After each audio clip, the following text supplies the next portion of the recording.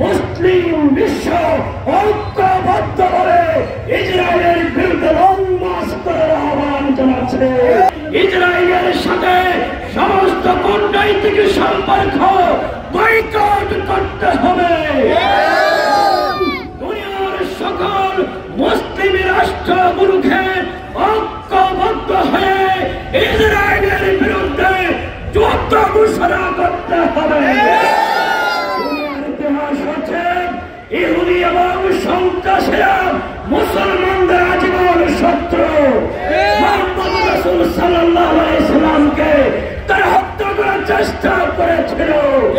আমরা জানি ৩১৩ জন মুসলমান সেই সৈনিক বদরের যুদ্ধে কাফেরদেরকে পরাজিত করার মধ্য দিয়ে মুসলমানদের জয়যাত্রা শুরু হয়েছিল। যেই জওয়ানেরা দুনিয়ার মৃত্যুকে পরোয়া করে না, তাদেরকে কেউ দমাইতে পারবে না।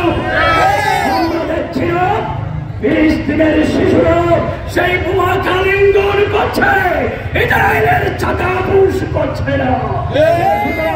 মুসলিম উম্মার কাছে আমরা আহ্বান জানাতে চাই, ঐক্যবদ্ধ হওয়ার সময় এসেছে। ঐক্যবদ্ধভাবে সেই ইসরায়েলকে বয়কট করতে হবে। বোমার আঘাতে নারী শিশুরা আকাশে উঠছে, ক্ষতবিক্ষত দেহ আকাশ বাতাসে উঠছে। তাদের আহাজারিতে আজকে গাজা সহ দুনিয়ার আকাশ বাতাস ভারী হয়ে উঠেছে।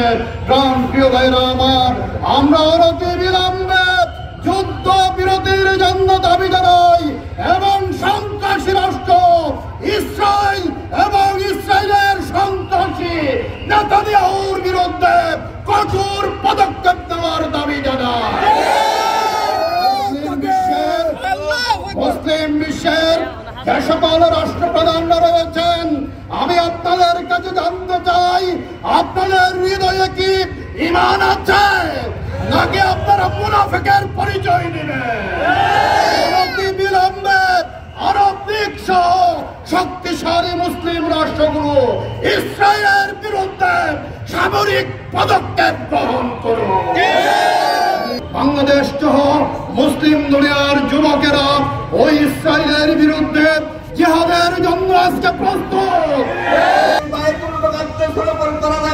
চালিয়েছে 200 কোটি মানুষের হৃদয়ের ভিতরে মানুষ চালিয়েছে। আজকে আমরা স্পষ্ট ভাষায় বলতে চাই, যদি মুসলমানরা ঐক্যবদ্ধ হতে না পারে, ঐক্যবদ্ধ শক্তি আগামী দিনে ইসরায়েলকে ধ্বংস করে দিতে পারবে। জোর দাবি জানাচ্ছি, অর্থনৈতিকভাবে আমরা সবাই গাজাকে সহযোগিতা